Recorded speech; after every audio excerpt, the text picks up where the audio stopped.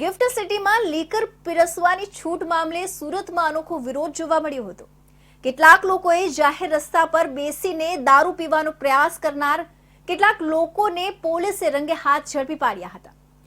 આ લોકોનું કહેવું છે કે બહારના લોકોના નામે દારૂની છૂટ કરવાના સરકારના નિર્ણયનો એ લોકો વિરોધ કરી રહ્યા છે। ગાંધીના ગુજરાતમાં હવે દારૂ પીરસવામાં આવશે।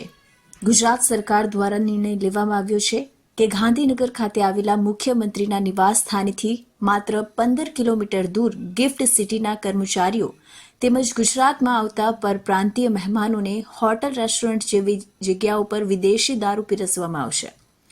ખરેખર ગુજરાતમાં દારૂબંધી હોય ત્યારે આ પ્રમાણેની ભેદભાવની નીતિનો કેટલાક નાગરિકો દ્વારા સખ્ત શબ્દોમાં વિરોધ કરવામાં આવ્યો હતો। આ લોકો દારૂની બોટલ અને ગ્લાસ લઈને જાહેર રસ્તા પર બેસીને દારૂ પીવાની કોશિશ કરતા હતા।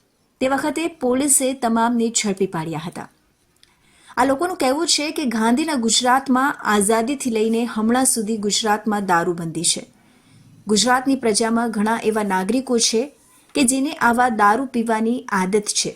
તેમ છતાં ગુજરાતની પ્રજા ઉપર દારૂ પીવાના કેસો કરી ગુજરાતમાં દારૂબંધીનો કાયદાનો અમલ કરવામાં આવે છે તો ગુજરાતના નાગરિકો દારૂ પીવે તો એમની પર કેસ થાય।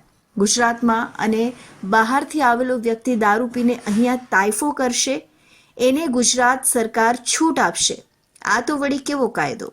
ભાગળ 4 રસ્તા ખાતે સુરતમાં જ્યાં તે ગુજરાત સરકાર દ્વારા દારૂ માટે જે નશાબંધી ખાતાએ છૂટછાટ આપી છે જેના વિરોધમાં આજે અમે ખૂબ આક્રોશભરો આ વિરોધ કર્યો છે। કારણ કે આજે ગુજરાતની પ્રજાને ગુજરાતના યુવા ધનને દારૂની લતમાં ધકેલી દેવાનો આ ગુજરાત સરકારનો નિર્ણય જેને અમે ખૂબ સખત શબ્દોમાં વખોડીએ છીએ અને આજે અમે જાહેરમાં દારૂની બોટલો લઈને બેઠા। ગુજરાતમાં દારૂબંધીનો અમલ હોય કેટલીક જગ્યાએ અપાયેલી આવી છૂટછાટ બાબતે પ્રશ્ન એ થાય છે કે કોના ઇશારે અને કોને લાભ કરાવવા આવો અન્યાયભર્યો કાયદો અમલમાં મૂક્યો છે જેનો આ લોકો દ્વારા વિચિત્ર રીતે વિરોધ કરવામાં આવ્યો હતો, જેમાં વિરોધ કરતા પોતે જ ગુનો કરી બેસતા પોલીસ દ્વારા પકડીને કાયદેસરની કાર્યવાહી કરવામાં આવી હતી।